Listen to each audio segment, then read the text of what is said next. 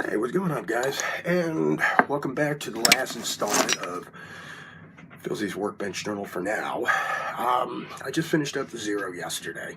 I did say I was going to finish up at the end of the week. I don't even remember where I left off. I guess it was painting state, decaling and painting. Well, I got everything done. Wash was on.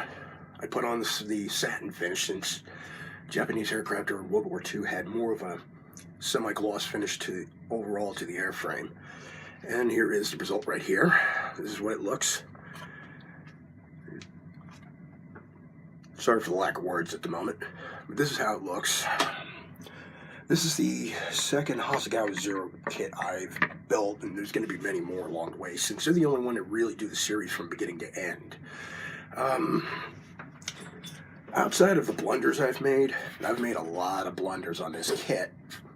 It's not their fault. This was mostly my doing, because I didn't double check everything, starting from the wings, then attaching to the wings to fuselage. So I had to do a lot of work. Overall, the kit was great.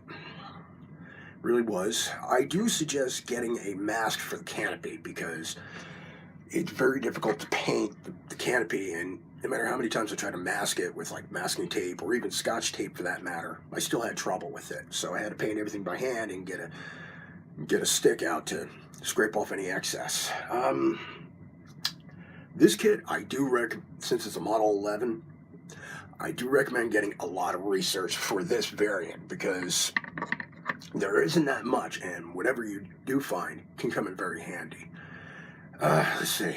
Decals are delicate, of course, so I recommend being careful with them. Don't use anything strong, like, if you're more of an advanced guy, don't use anything strong like Solvaset or anything close to it. I do recommend using the microscale method for the decals, because even though they're well printed and they're thin, they are kind of delicate. So I recommend being careful with them.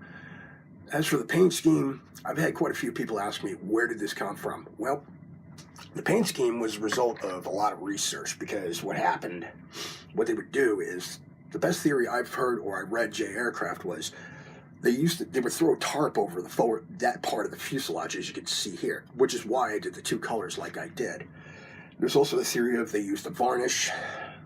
I don't believe that theory, but in a sense, the paint job itself, the paints they used weren't of poor quality. They're actually pretty decent, like every other aircraft manufacturer using those paints, because the original color was an gray olive or an olive gray, or ame iro. So it would start off like a gray with a little bit of olive to it, and then it would get darker over time. Kind of like having linseed oil adding linseed oil to the paint, so it would darken, and eventually it would start fading and chalking up. So what they would do is, the best theory I've had, or what I've read, especially with sources, was they would throw a tarp over that area, and the rest of the aircraft, even though it will get darker first, they would start getting lighter to that chalky gray that we thought. So that's why I did what I did. And let's see. Assembly was pretty easy, as I said before. It is a Hasegawa kit. It goes together well. It's not super complex like the Tamiya's New Mold Zero, but it's not simple or basically primitive like the old Monogram kit or even the Ariotaki kit. Like I said, overall it's a good kit. Just take your time with it. And make sure you do your research, especially if you're doing the model, the A6M2A Model 11. Pardon my word jumbling. Model 11. So take your time when you're doing the research. There are some photos out there, but there isn't much. Now, as for the blunders, besides the wing, I also found out that the underside of the wing didn't have the aileron balances, so I had to break them off and paint over the spots where they were glued in. So that was taken care of. Anything else on this kit? Probably not, but it was a fun experience, and this is really the only one in town that is available. I don't see Tamiya coming out with an A6M2. I mean, they have their old mold, but they did release a brand new Zero, which you could build as a 3 or a 5.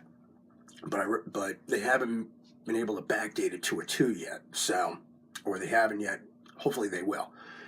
But if they don't, this is the only one in town. But at least Hasegawa got it right.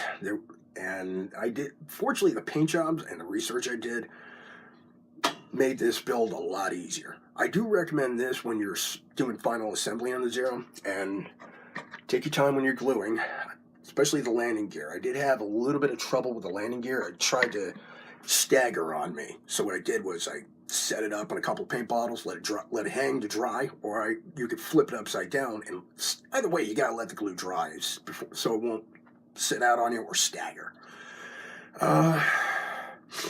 Otherwise, everything else is good. Just do your research, make sure you take care of everything, cover your bases. It's a great kit.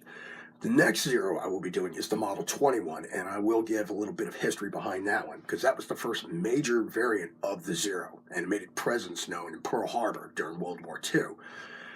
Otherwise, that's all I got for now. Yeah, that's all I got for now. Just pay attention to the fiddly bits, do your research, and you come up with a really, really nice kit. Personally, this wasn't one of my best builds, I think, because of the battles I had with it. But I was able to correct everything, and thanks to the research I did, came out better than I thought. So, happy modeling, take it easy, guys, and hopefully I'll have a different project on the bench soon. Have fun.